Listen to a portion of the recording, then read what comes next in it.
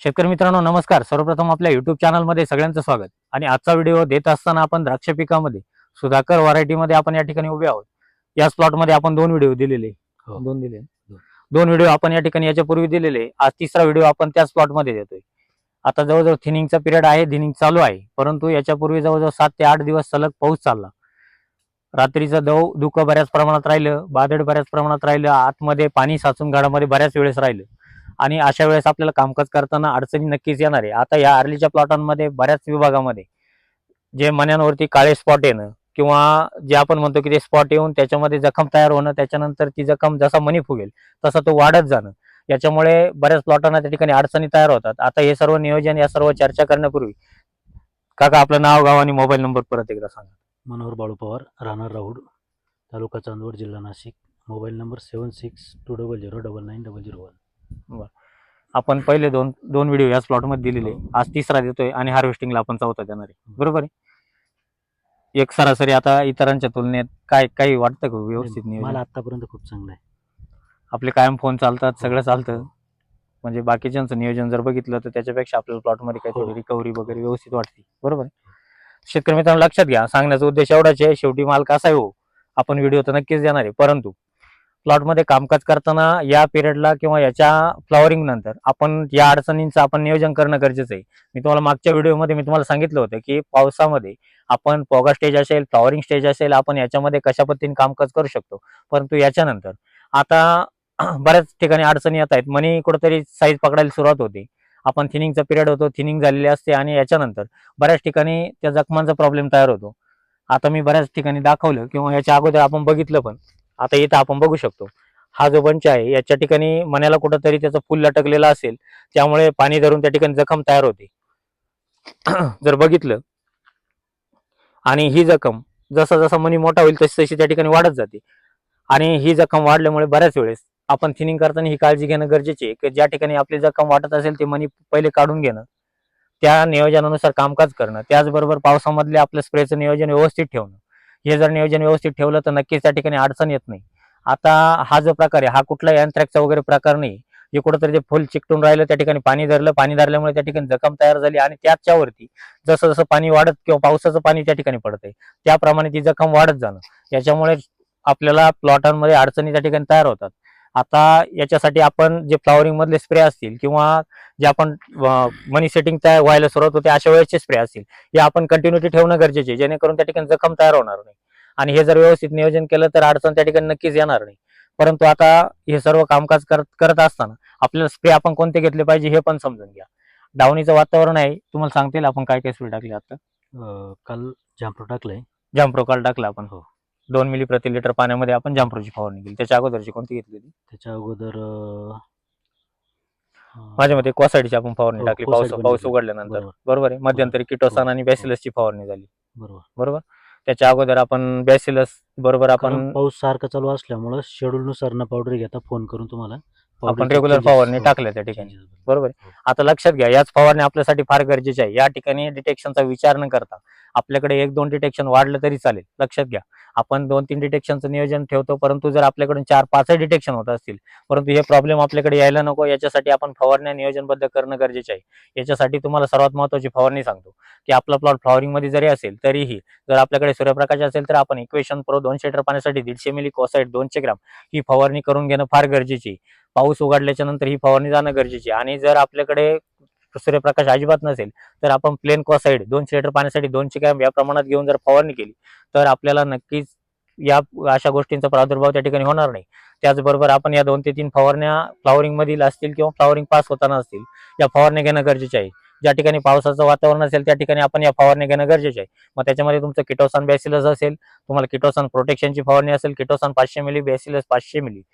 त्याचबरोबर तुम्ही किटोसान आणि याची फवारणी आपण ज्यावेळेस घेतो, किटोसानची फवारणी घेत असताना आपल्याला वातावरण कसंही खराब जरी असेल तरीही आपल्याला फवारणी घेणं गरजेचे राहील. ती टाळण्याची आवश्यकताच नाही. शक्यतो प्रत्येक वेळेस आपण ही फवारणी घेतली तर 2 ते 3 फवारणी जरी काढून घेतल्या तरीही आपल्याला चांगला नियोजन त्या ठिकाणी करता येईल. आपण व्हॅलिन ॲग्रोचं प्रोटेक्शन त्या ठिकाणी 200 लिटर 500 ग्राम, त्यासोबत बॅसिलस सुद्धा 500 ग्रॅम घेऊ शकतो, किटोसान आपण घेऊ शकतो, ट्रायकोडर्माची एखादी फवारणी आपण त्या ठिकाणी काढून घेऊ शकतो. या फवारणी आपण व्यवस्थित पद्धतीने काढून घेणं गरजेचे आहे.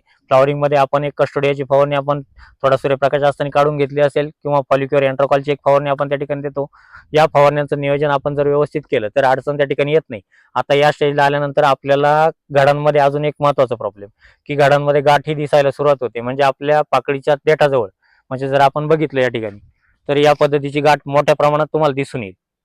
आता इथं बारीक आहे, परंतु ही गाठ मोठ्या प्रमाणात दिसून येते. जेव्हा पावसाचं प्रमाण वाढतं, नायट्रोजनचं प्रमाण त्या ठिकाणी वाढतं, अशा वेळेस या गाठींचा प्रॉब्लेम येतो. त्यानंतर पाणी उतरल्यानंतर ती गाठ चिरते, त्यानंतर त्याच्यामध्ये पाणी उतरतं, परंतु शुगर येत नाही. ती गाठ ती जी पाकळी ती हिरवीची हिरवी त्या ठिकाणी राहून जाते, आणि याच्यामुळे आपल्याला हार्वेस्टिंगला अडचण येऊ शकते. याच्यासाठी मी तुम्हाला सुरुवातीच्या दुसऱ्या व्हिडिओमध्ये मी सांगितलं होतं, आपण ते देऊन पण घेतलं. हो. अमोनियम मॉलिब्डेनम ड्रिपच्या बरं. माध्यमातून एकरी 100 ग्रॅम आपण ड्रिपच्या माध्यमातून देऊन घेणं गरजेचं आहे. ज्यांनी दिलं नसेल त्यांनी नक्कीच या स्टेजला सुद्धा दिलं तरी चालेल. त्याचबरोबर एक आपण अमोनियम मॉलिब्डेनमचं एक फवारणी सुद्धा करून घेणं गरजेची आहे.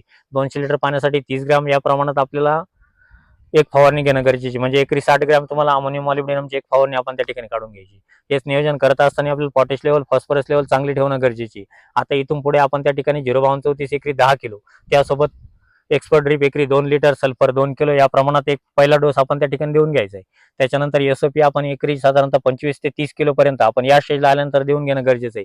याच्यापूर्वी तुमचा एक डोस त्या ठिकाणी एसओपीचा गेलेला आहे, त्याच्यानंतर हा डोस आपल्याला त्या ठिकाणी देऊन घ्यायचा आहे. हे 2 डोस आपण नियोजनबद्ध जर दिले तर आपल्याला पोटॅशची अवेलेबिलिटी झाडामध्ये चांगल्या प्रकारची राहील. शुगर येण्याला त्या ठिकाणी अडचण येणार नाही.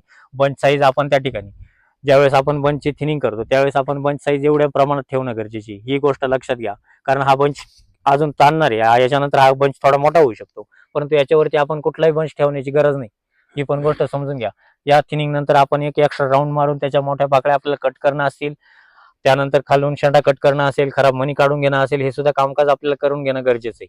आता याचबरोबर आपण डिपिंगचं नियोजन आपण कशा पद्धतीने करू शकतो हे पण समजून घ्या. आपण सेटिंग स्प्रे वरून आपलं थोडंसं म्हणजे हो. मी तुम्हाला साध्या ट्रॅक्टरने टाकायला लावला, तर आपण पावसामुळे एसएस टाकलं, बरोबर आहे? नाही, एस टाकलंच नाही आपण. नाही टाकलं ना, साध्या साध्या ट्रॅक्टरने टाकलं. आता लक्षात घ्या, कुठलाही एसएस न टाकता आपण त्या ठिकाणी आज ही साईज त्या ठिकाणी झालेली आहे. आता हा स्प्रे आपण कोणता घेतला होता सांगतील? जे 10 ppm नी बरं. आणि सीपीपीओ बेरिओन एकच एक अर्धा मिलियन घेतली, हो बरोबर. 100 मिली आणि स्प्रे आपण चिंबा मारला होता. चिंबा मारला आता लक्षात घ्या, ज्या ठिकाणी गळ होत असेल, ज्या ठिकाणी आपल्याला वाटत असेल की कोजीचं प्रमाण वाढतंय आणि फ्लॉवरिंग पास होण्याची त्या ठिकाणी स्थिती असेल, अशा ठिकाणी तुम्हाला साध्या ट्रॅक्टरने आपल्याला 10 ppm जे त्या ठिकाणी घ्यायचं आहे, त्याच्यासोबत बेरिओन 100 मिली, आणि हा स्प्रे आपल्याला उलट्या पालट्या पद्धतीने करायचा आहे किंवा फर्स्ट गिअरवरती आपण त्या ठिकाणी करून घ्यायचा आहे. जर तो आपण देऊन घेतला तर आपलं देठ त्या ठिकाणी मजबूत होईल, कुठलीही मणीगळ त्या ठिकाणी होणार नाही, कूच त्या ठिकाणी होणार नाही. अशा पद्धतीचं नियोजन जर आपण व्यवस्थित केलं तर अडचण अजिबात येत नाही. त्यानंतर राहिला विषय की आपण डिपिंग, आता याच्यानंतर जे आपण डिपिंग घेतोय, ही डिपिंग आपण कशा पद्धतीने घेतोय, त्या ठिकाणी तुम्हाला 20 ग्रॅम जी त्या ठिकाणी घ्यायचं आहे. लक्षात घ्या, 20 ग्रॅम आपण त्या ठिकाणी जे घेतोय त्याच्यामध्ये तुम्हाला कंबाईन तुम्हाला त्या ठिकाणी घ्यायचं 300 मिली. 300 मिली तुम्हाला सुपरशक्ती कंबाईन त्या ठिकाणी घ्यायचं आहे, आणि त्यासोबत 750 मिली तुम्हाला ब्रासमोर आपल्याला त्या ठिकाणी देऊन घ्यायचे. या पद्धतीने आपण डिपिंग करून घेणं गरजेचे आहे. याच्यापेक्षा वेगळे डोसेस किंवा एक्स्ट्रा डोसेस आपल्याला देण्याची गरज नाही. त्यानंतर थर्ड डिपसाठी आपण त्या ठिकाणी बेरी बुस्टर एकरी 1 लिटर जीएचं प्रमाण तुम्हाला घ्यायचं आहे. परत 24 ग्रॅम, लक्षात घ्या, साधा जे घेत असाल तर 24 ग्रॅम घ्या. तुम्ही जर प्रोजीब इझी वापरत असाल तर त्या ठिकाणी तुम्हाला 70 ते 75 ग्रॅम पर्यंत प्रोजीब इझी त्या ठिकाणी घ्यायचं आहे. एकरी 1 लिटर तुम्हाला बेरी बुस्टर त्या ठिकाणी वापरून घ्यायचं आहे. त्याच्यासोबत आपण बेरिऑन सीपीपी एकरी 1 लिटर या प्रमाणात आपल्याला तिसरी डिपिंग त्या ठिकाणी द्यायची. त्याच्यामध्ये तुमचं वातावरण बघून आपण त्या ठिकाणी महिंद्रा कंपनीच्या F1 ज्या बॅक्टेरिया येतात त्याचा वापर आपण त्या एस मशीनद्वारे सुद्धा आपण करू शकतो. जर या पद्धतीने नियोजन केलं तर अडचण त्या ठिकाणी येत नाही. या पिरियडला आपण मध्यंतरी थ्रिपसाठीच्या फवारण्या, मग त्याच्यामध्ये तुम्हाला ग्रीनलँड कंपनीचं लॅरिऑक्स 250 मिली, proclaim 50 gram, boric acid 100 gram ही एक फवारणी आपण थ्रिपसाठी काढून घेणं गरजेची. त्याचसोबत आपण एक स्पिनोसाइडची आपण डिपिंगमध्ये न वापरता आपण स्प्रे त्या ठिकाणी दिला, तर स्पिनोसाइड सुद्धा तुम्हाला 200 लिटर पाण्यासाठी 50 ml या प्रमाणात एक स्प्रे आपण काढून घ्यायचा आहे. कुठलीही अडचण येत नाही, व्यवस्थित नियोजन त्या ठिकाणी होतं आणि या पद्धतीचा माल नक्कीच तुमचा त्या ठिकाणी तयार होतो. आता लक्षात घ्या, या पद्धतीचं जर व्यवस्थित जर कामकाज प्रत्येक शेतकऱ्यांनी केलं तर अडचण अजिबात येत नाही. आर्लीचा प्लॉट असताना सुद्धा या ठिकाणी शेंडा कमी होतोय, परंतु आजही शेंडा चालू आहे. आपल्याला ज्या पद्धतीत शेंडा पाहिजे त्या पद्धतीचा शेंडा नक्कीच त्या ठिकाणी होतोय, आणि जर डोसेस व्यवस्थित ठेवले तर अजिबात अडचण त्या ठिकाणी येत नाही. तर शेतकरी मित्रांनो, काय करा, तुम्हाला याच्यापूर्वीचे व्हिडिओ दिले, आत्ता व्हिडिओ देतोय. बरेच लोक अजूनही लेटच्या कटिंग ज्यांच्या असतील त्यांचे प्लॉट पण बुकिंग करताय. तुम्हाला बुकिंग क्रमांक सांगतो: 98 34 25 22 14, 91 68 000 503 आणि 504. या क्रमांकावरती संपर्क करा, आपले प्लॉट बुकिंग करून घ्या. त्याचबरोबर इतर पिकांच्या पेरूच्या असतील किंवा इतर भाजीपाला पिकांमध्ये कांदा लागवडीच्या असतील, हे बरेच शेतकरी आता प्लॉट बुकिंग करताय. प्रत्येकाने नियोजनबद्ध कामकाज करा. कामकाज करत असाल तरच प्लॉट बुकिंग करा. आणि अशाच पद्धतीचे नवनवीन व्हिडिओ पाहण्यासाठी चॅनलला सर्वप्रथम आला असेल तर चॅनलला सबस्क्राईब करून घ्या. लाईक करा, शेअर करायला विसरू नका. धन्यवाद.